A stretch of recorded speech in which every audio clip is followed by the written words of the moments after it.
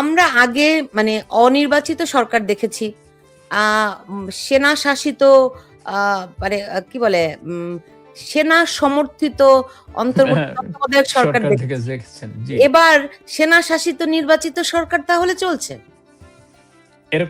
এরকমই সে কথাটাই বলা যায় যে আমি জানি না যে এটা জয়েন্টলি সেনাবাহিনী এবং নির্বাচিত সরকার একসঙ্গে দেশ চালাচ্ছেন কিনা সেই প্রশ্ন, বা তাদের মধ্যে এ ধরনের কোনো অলিখিত ২৮শে ফেব্রুয়ারির মধ্যে সেনাবাহিনীর সেনা সদস্যদের মাঠ থেকে ব্যারাকে ফিরে যাওয়ার কথা ছিল। আপনি জানেন যে মানে আওয়ামী লীগ নিষিদ্ধ হওয়ার পরে আমি যতটুকু ভাইভ আপনাদের তৃণমূলের কর্মীদের কাছ থেকে, মানে যারা দেশে কিংবা বিদেশে আছেন, এদের অনেকের সঙ্গেই যখন কথা হয়, আমি দেখি তারা একদম আমি বলবো না তারা উদ্গ্রীব হয়ে আছে, তারা বিভিন্ন রাজনৈতিক কর্মসূচি পালন করার জন্য একদম মরিয়া হয়ে আছে, কিন্তু সেরকম কোনো তারা দিক নির্দেশনা পাচ্ছে না। অনেকেই বলছেন যে তারা একটা চূড়ান্ত সিদ্ধান্তের অপেক্ষায় আছেন। কি সেই চূড়ান্ত সিদ্ধান্ত যদি আমাদেরকে একটু ধারণা দিতে পারতেন।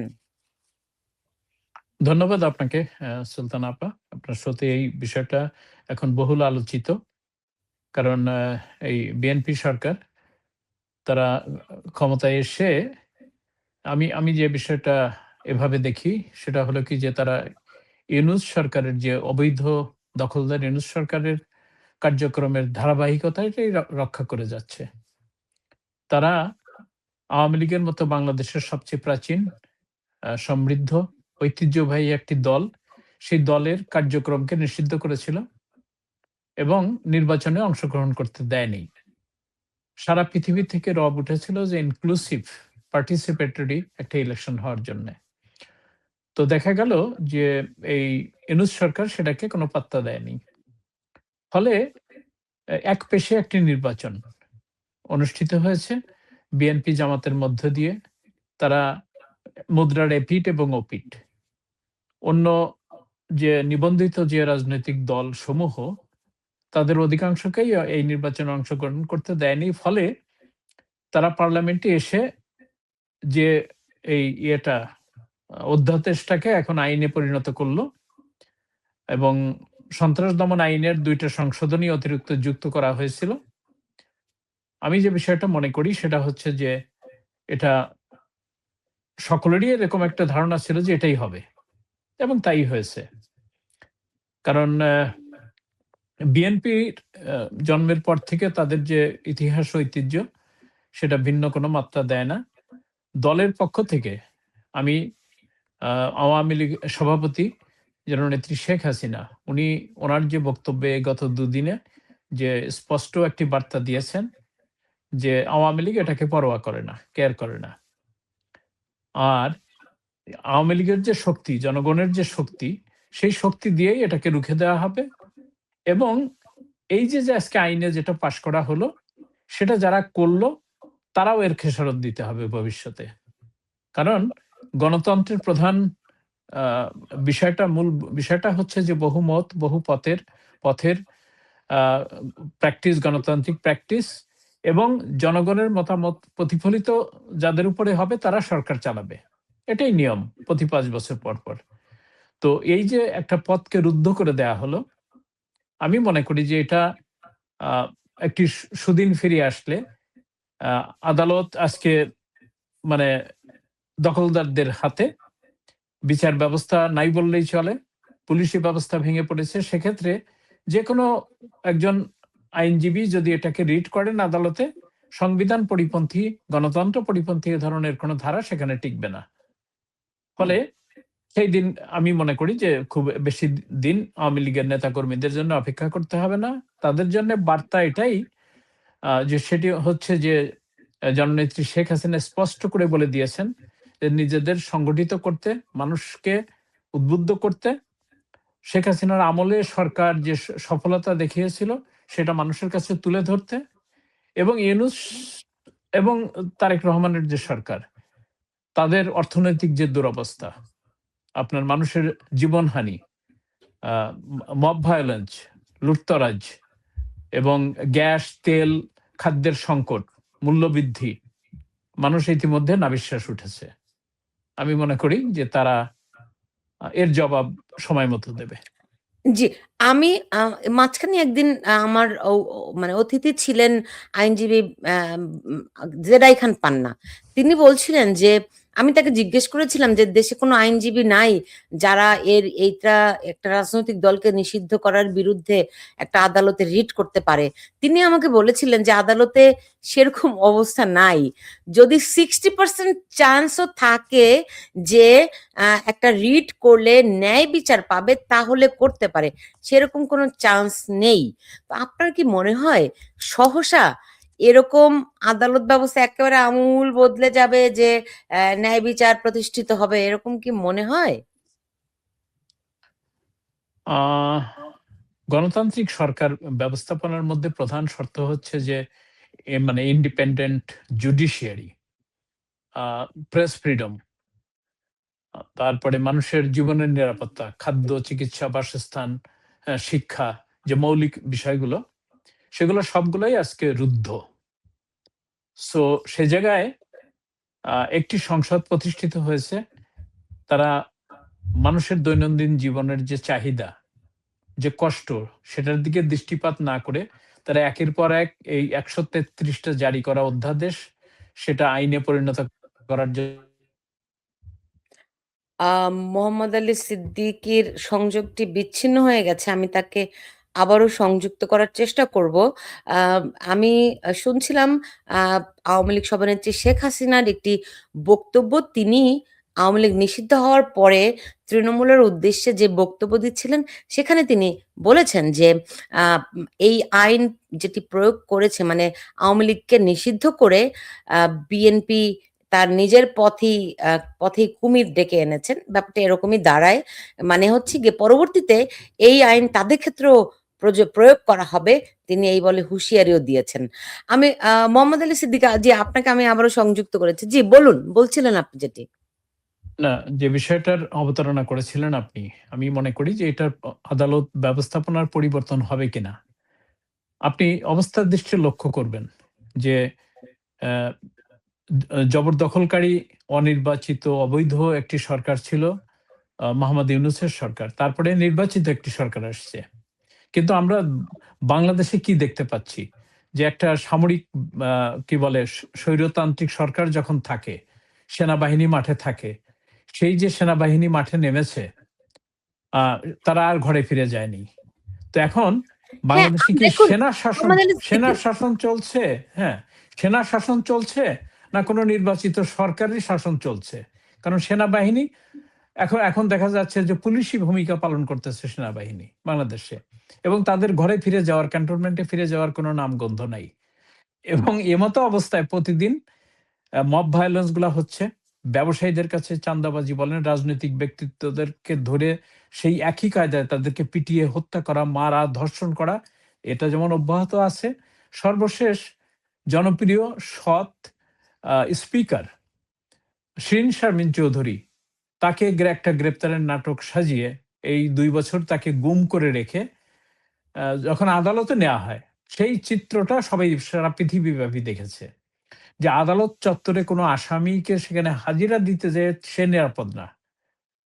তাদের উপরে যেমন মানে মব সৃষ্টি করা হয়, তাদেরকে পিটায় মারা হয়, তাদের গায়ে বিভিন্ন ধরনের তরল পদার্থ ছুড়ে মারা হয়, এবং আদালতের মধ্যে ইসের সামনে, বিচারকের সামনে যে ডিফেন্স লয়ার তার মক্কেলের জন্য প্রতিবাদ করবে, সেরকম কোনো পরিবেশ সেখানে নেই। তাদেরকে, আইনজীবীদেরকে পিটানো হয়, মারা হয়। ফলে ওই আইনের শাসন বলতে যেটা বোঝায় তার কিছুই নাই। এবং তাদের ফরমাইশি যে সমস্ত বিচারকদের নিয়োগ দেওয়া হয়েছে, ওই তাদেরকে বলা হয় যে তুমি এদেরকে জামিন দিও না, বা কেউ জামিন পেলে তাকে নতুন করে মামলায় আটক আদেশ দিয়ে তাকে আবার কারাগারের মধ্যে প্রেরণ করো, অথবা কি বলে মানে বিচারহীনতার যে আইন সংস্কৃতি। আইন হ্যাঁ, হচ্ছে গিয়ে আইন দিয়ে চলছে না, এটা কারো কোনো সিদ্ধান্তের উপর দিয়ে চলছে স্পষ্ট। কিন্তু আপনি যে সেনাবাহিনীর কথা বলছিলেন, আমার মনে হয় এই বিষয়টি নিয়ে একটু কথা বলা দরকার। কারণ সেনাপ্রধান ওয়াকারুজ্জামান বলেছিলেন তিনি ডিসেম্বরের মধ্যে নির্বাচন চেয়েছিলেন, আপনার নিশ্চয়ই মনে আছে। মনে তিনি আছে। বলেছিলেন নির্বাচনে মানে ডিসেম্বরের মধ্যে নির্বাচন, তারপরে তাদের ছুটি, কারণ তারা দীর্ঘদিন মাঠে আছে, তাদের ব্যারাকে ফিরে যাওয়া দরকার। নির্বাচন তো শেষ হয়ে গেল, তাও কি সেই ফেব্রুয়ারি, এখন এপ্রিল। ফলে তারা যাচ্ছে না কেন ইয়ে থেকে, মাঠে কেন অবস্থান করছে এখনো? না, সেটাই বিগ কোশ্চেন, সেটা বিগ কোশ্চেন। আমার প্রশ্নটা ওই জায়গায় যে এই সরকারের মধ্যে কিসের ভীতি? কারণ আওয়ামী লীগ তো মাঠে নাই। আওয়ামী লীগ দেশান্তরীয়তা নিষিদ্ধ। অন্যান্য কোনো দল নাই। শুধুমাত্র এই বিএনপি এবং বিরোধী যত জঙ্গি সন্ত্রাসী মানে কি বলে ইসলামিস্ট দলসমূহ, এর বাইরে আর কেউ নাই। তাহলে সেনাবাহিনী কেন মাঠে? এই যে প্রশ্নটা, তাহলে কি তারা এই সরকারের পাশাপাশি তারাও সেনাবাহিনীও মানে কি বলে এই সরকারের অংশ হিসেবে তারা মাঠে ভূমিকা পালন করছে কিনা, এই প্রশ্নটা আমারও আপনার মতো। সো হুম। আইনের শাসন, সুশাসন, মানবাধিকার প্রতিষ্ঠার জন্য যদি তারা ভূমিকা রাখতো তাহলে তারা সাধুবাদ পেত। কিন্তু এই প্রথম আমরা দেখলাম যে বাংলাদেশের মানে সেনাবাহিনী তারা একটা মবের পক্ষে, একটা অরাজক সরকারের পক্ষে, একটি দুর্নীতিবাজ দখলদার সরকারের পক্ষে, দেশ বিক্রির সরকারের পক্ষে তারা রোল প্লে করে যাচ্ছে। এটা হচ্ছে সবচেয়ে আশঙ্কার একটা বিষয়। আমরা আমরা ভেরি ইন্টারেস্টিং। আমরা আগে মানে অনির্বাচিত সরকার দেখেছি, সেনা শাসিত, মানে কি বলে, সেনা সমর্থিত অন্তর্বর্তী তত্ত্বাবধায়ক সরকার সরকার থেকে দেখেছি। দেখছেন, জি। এবার সেনা শাসিত নির্বাচিত সরকার তাহলে চলছে। এরকমই সে কথাটাই বলা যায় যে আমি জানি না যে এটা জয়েন্টলি সেনাবাহিনী এবং নির্বাচিত সরকার একসঙ্গে দেশ চালাচ্ছেন কিনা সেই প্রশ্ন, বা তাদের মধ্যে এ ধরনের কোনো অলিখিত সমঝোতা তৈরি হয়েছে কিনা যে আসো তোমরা এবং আমরা এই মিলিয়ে দেশ চালাবো। তো এই প্রশ্নটা আমি মনে করি যে বাংলাদেশের সকল নাগরিকের, যে এখনো সেনাবাহিনী মাঠে, তারা কি করছে। সো তার পাশাপাশি মানে যে বিষয়টা অত্যন্ত উদ্বেগের, উৎকণ্ঠার, সেটি হচ্ছে যে আমরা মানে সদ্য এই বাংলাদেশের গৌরবোজ্জ্বল মাস যেটা মার্চ, সেই মার্চ মাস আমরা অতিবাহিত করলাম। স্বাধীনতা দিবস, ঐতিহাসিক ৭ই মার্চ, জাতির পিতা বঙ্গবন্ধু শেখ মুজিবের জন্মদিন ১৭ই মার্চ। এই কোন দিবস সুষ্ঠুভাবে বাংলাদেশের মানুষ পালন করতে পারল না। এবং স্বাধীনতার যে ইতিহাস, সেই ইতিহাস বিকৃতির জন্য বঙ্গবন্ধুর কি বলে এখনো সংবিধানের সন্নিবেশিত বঙ্গবন্ধুর ছবি সকল অফিস আদালতে থাকার কথা, সেগুলা সেখানে তোলা হয়নি। বঙ্গবন্ধুর পরিবারের নিরাপত্তা, সুরক্ষা যেটা ছিল আইন, সেটাকে বাতিল করা হয়েছে।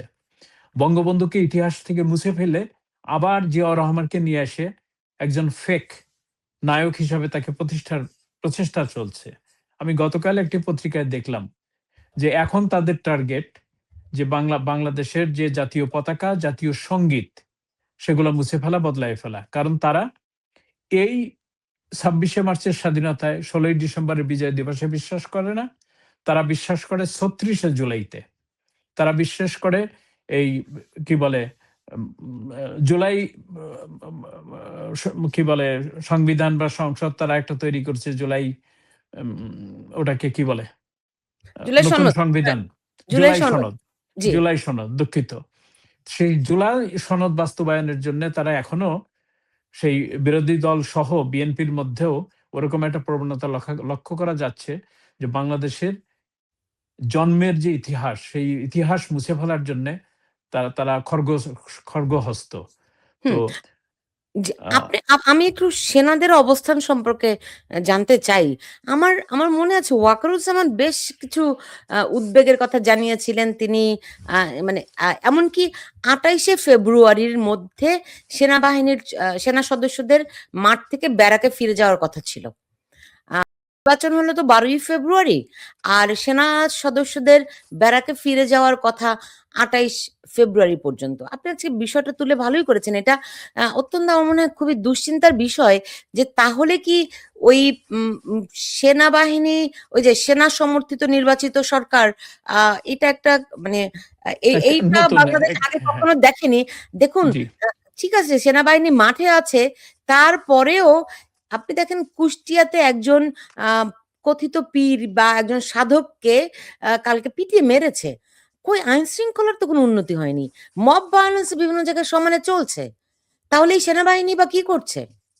না, কোনো জায়গাতেই আপনি নারায়ণগঞ্জে দেখেন, নারায়ণগঞ্জে একটি বাড়িতে সেখানে গিয়ে চাঁদার দাবিতে গৃহবধূ সহ বিবস্ত্র করে সেখানে নৃশংসভাবে তাদেরকে নির্যাতন করা হচ্ছে, টর্চার করা হচ্ছে।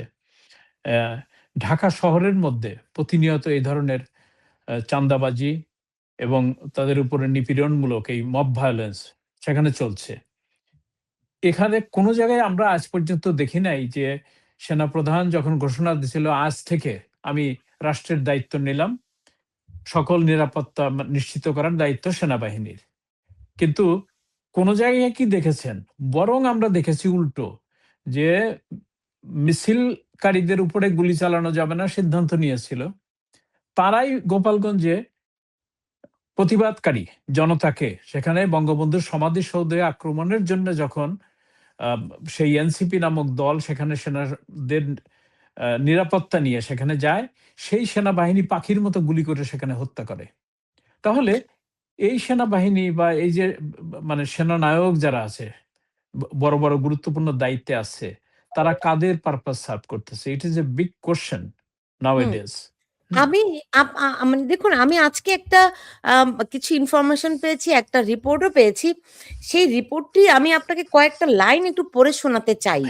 সেখানে তিনি এই রিপোর্টটিতে আপনার ওনার নাম, উনি একজন সিনিয়র সাংবাদিক। তার নাম আমি নামটা একটু বলে নেই, কারণ ওনার প্রতিবেদনটি আমার কাছে খুব ইন্টারেস্টিং লেগেছে এবং খুবই তথ্যভিত্তিক তার রিপোর্টটি। সেইখানে তিনি শেখ হাসিনা সরকারের পতনের সময়ে কিভাবে করে সেনাবাহিনী, ডিজিএফআই এর নেপথ্যে কাজ করেছে, এই বিষয়গুলো উঠে এসেছে। উম, আমি আমি রিপোর্টারের নামটা সবার আগে বলতে চাই। এনায়েত করিম, তিনি একজন সিনিয়র সাংবাদিক। তিনি যে বিষয়টি তুলে ধরেছেন আমার মনে হয় খুবই গুরুতর, এবং তারা এগুলো এখনো চলছে। সেখানে এনায়েত করিম বলছেন যে শেখ হাসিনা সরকারের পতনের নেপথ্যে সেনা ও ডিজিএফআই কর্মকর্তাদের সংশ্লিষ্টতার অভিযোগ, ঢাকা জুড়ে স্নাইপার মোতায়েন, অবসরপ্রাপ্ত সেনা কর্মকর্তাদের মিছিল, গোয়েন্দা যোগাযোগ, এসব নিয়ে বহুমুখী প্রশ্ন তিনি তুলেছেন। এবং সেখানে তিনি বলেছেন শেখ হাসিনার সরকার পতনের পেছনে সেনাবাহিনী ও সামরিক গোয়েন্দা সংস্থা ডিজিএফআই এর কিছু কর্মকর্তার গোপন ভূমিকার অভিযোগ তার কাছে তথ্য প্রমাণের ভিত্তিতে রয়েছে। বিভিন্ন সূত্রের দাবি পরিকল্পনাটি ছিল সুপরিকল্পিত এবং এতে সক্রিয় ও অবসরপ্রাপ্ত সামরিক কর্মকর্তাদের একটি অংশ জড়িত ছিলেন। আরো খুব বিস্তারিত আছে, আমি অন্য একটি অনুষ্ঠানে বলবো। তো বিভিন্ন সময় ইভেন আমার এই অনুষ্ঠানে আওয়ামী লীগের সাধারণ সম্পাদক ওবায়দুল করিমকে আমি এই প্রশ্ন জিজ্ঞেস ওবায়দুল কাদের, ওবায়দুল সরি কাদের। ওবায়দুল কাদেরকে আমি প্রশ্ন করেছিলাম যে সেনাবাহিনীর ভূমিকা কেমন ছিল এবং তারা কেন রাজনৈতিক ভাবে মোকাবেলা করতে পারলেন না। তিনি আমাকে বলেছিলেন যে তিনি সরাসরি সেনাবাহিনীকে অভিযুক্ত করেননি, কিন্তু তিনি বলেছিলেন যে যুদ্ধের ময়দানে মির্জাফরও তো খুব কাছের মানুষ ছিলেন নবাবের, এবং তিনি তো নীরবেই দাঁড়িয়ে থেকেছিলেন। না, আপনি যথার্থই বলেছেন যে রিপোর্টের কথা বললেন। আমার কাছে এই বিষয় সংক্রান্ত আরো কিছু তথ্য আমার কাছে আছে। আমি শুধু আপনার কাছে একটু স্মরণ করিয়ে দিতে চাই দর্শক শ্রোতাদের জন্যেও। সেটি হচ্ছে যে আমাদের সেনাবাহিনী কি ভূমিকা পালন করেছেন এবং বিশেষ করে রিটায়ার্ড আর্মি অফিসাররা তাদের যে ভূমিকার মধ্যে আমরা লক্ষ্য করেছি যে মানে ৪ঠা আগস্ট এবং ৫ই আগস্ট তারা যে ভূমিকা পালন করেছে এবং সেখানে যারা বিক্ষোভকারী, সেই বিক্ষোভকারীদেরকে ওয়েলকাম করেছে। যা এই প্রত্যেকটা সেক্টরে মানে রোড পয়েন্টে, এন্ট্রি পয়েন্টে একজন ব্রিগেডিয়ার জেনারেলকে দিয়ে দায়িত্ব দেওয়া ছিল। তারা এই মবকে ওয়েলকাম করেছে, তোমরা আসো এবং ঢাকা অভিমুখে যাও। আপনি দেখবেন যে সাবেক উপদেষ্টা এবং একসময়ের সাবেক নির্বাচন কমিশনার ব্রিগেডিয়ার সাখাওয়াত হোসেন, তিনি নিজে স্টেটমেন্ট দিয়েছেন, অনেকগুলো স্টেটমেন্ট। তার মধ্যে একটা আছে, একটা মিছিলে তিনি নেতৃত্ব দিয়ে জাহাঙ্গীর গেটের দিকে যাচ্ছিলেন। তখন একজন ব্রিগেডিয়ার জেনারেল তাকে ফোন করে তাকে সতর্ক করে যে আপনি ওদিকে যান না, ওই এলাকাটা স্নাইপার জোন। আপনি জিনিসটা বুঝেন, স্নাইপার জোন মানে স্নাইপার রাইফেল দিয়ে গুলি করার জন্য ওখানে আছে, so don't go that way. আমি যদি কো রিলেট করি তার সঙ্গে, আসিফ নজরুল আর একজন মাস্টার মাইন্ড, ইউনুসের আমি মনে করি যে প্রধান মাস্টার মাইন্ড হলো আসিফ নজরুল। সেই আসিফ নজরুল তার রিসেন্ট একটা সাক্ষাৎকারে বিবিসির সঙ্গে সে বলেছে যে ফুলার রোডে তার নিজের বাসায় এসে আর্মির কর্মকর্তা সিভিল ড্রেসে এসে তাকে বলছে, স্যার আপনি সতর্ক থাকবেন, কারণ স্নাইপার রাইফেল দিয়ে গুলি করে আপনাকে মারার একটা টার্গেট আছে, সুতরাং আপনি সাবধানে থাকবেন। সে নিজে কিন্তু এটা স্বীকার করছে। আপনি লক্ষ্য করবেন উনি একজন উপদেষ্টা এবং উনি যে বর্বর নৃশংস ভূমিকা পালন করেছে ইউনূসের একজন সহযোগী হিসাবে, আজকে সে মুখ খুলতেছে এই স্নাইপার এবং চতুর্দিকে। এবং এর পিছনে একজন সাবেক সেনা কর্মকর্তা রিটায়ার্ড, সে রাইফেল নিয়ে তার ছোট্ট বাচ্চা শিশুর হাতে আর একটা রাইফেল দিয়ে সে বলেছে যে আমি শেখ হাসিনাকে পছন্দ করি না, আওয়ামী লীগকে পছন্দ করি না, আমি গুলি করে মেরেছি, আমার ক্ষোভ আছে ইত্যাদি, গুলি করে মেরেছে। আমরা বোরকা পরিহিত নারী, দাড়ি জুব্বা পরিহিত পুরুষ মানুষের হাতে দেখেছি তারা স্নাইপার রাইফেল নিয়ে দৌড়াচ্ছে, গুলি করতেছে। এরকম অসংখ্য ঘটনা ফুটেজ আছে যার পিছনে বিশেষ করে সেনা সদস্যরা একটা বড় ভূমিকা পালন করেছে। এখানে বলা অত্যুক্তি হবে না যে ডিপ স্টেট যে ফাইন্যান্সিং করেছে এই ইসের পিছনে, এই রেজিম চেঞ্জের পিছনে। আপনি মনে করেন যে 2006 থেকে শুরু করে ওয়ার্ড যে কনস্পিরেসি গুলো বাংলাদেশের বিরুদ্ধে হয়েছে, বিশেষ করে 2016 থেকে এই 24 অবধি মিলিয়ন মিলিয়ন ডলার, মিলিয়ন বললে ভুল হবে, শত শত মিলিয়ন ডলার এর করা হয়েছে। আমি একটা নিউজের ক্লিপ দুদিন আগে পেয়েছি, সেখানে বলা হয়েছে 325 মিলিয়ন ডলার স্পেন্ড করা হয়েছে শুধুমাত্র শেখ হাসিনার একটা ডেমোক্রেটিক্যালি ইলেক্টেড গভর্নমেন্ট ডিসমেন্টেল করার জন্য। 325 মিলিয়ন ডলার। এবং এরা ক্রোনোলজিক্যালি সেগুলাকে ডিস্ট্রিবিউট করে ভাগে ভাগে দেখাইছে যে কিভাবে কোন খাতে এবং আমাদের দেশের কোন কোন অর্গানাইজেশনের অনুকূলে সেই টাকাটা তারা বিতরণ করেছে। অত্যন্ত দুঃখজনক, অত্যন্ত কষ্টের বিষয়গুলো হচ্ছে এই যে সেখানে উল্লেখ করা হয়েছে শুধুমাত্র 2024 কে টার্গেট করে। 2024 মানে এই বছর এই নির্বাচনে 7ই জানুয়ারি যে নির্বাচন হলো, সেই নির্বাচনে আওয়ামী লীগ আবার পুনর্নির্বাচিত হয়ে সরকার গঠন করলো। আমার কাছে একটা নিউজ ছিল যে এই সরকার 6 মাসের বেশি ক্ষমতায় থাকতে পারবে না, থাকতে দেয়া হবে না। এবং I conveyed that very message to the highest authority of the government, Bangladesh গভর্নমেন্টকে আমি পার্সোনালি কনভে করেছিলাম।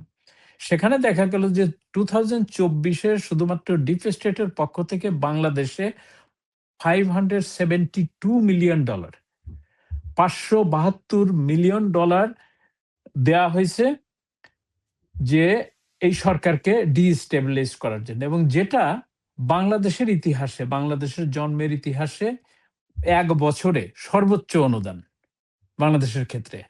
এবং সেক্ষেত্রে এই ইউএস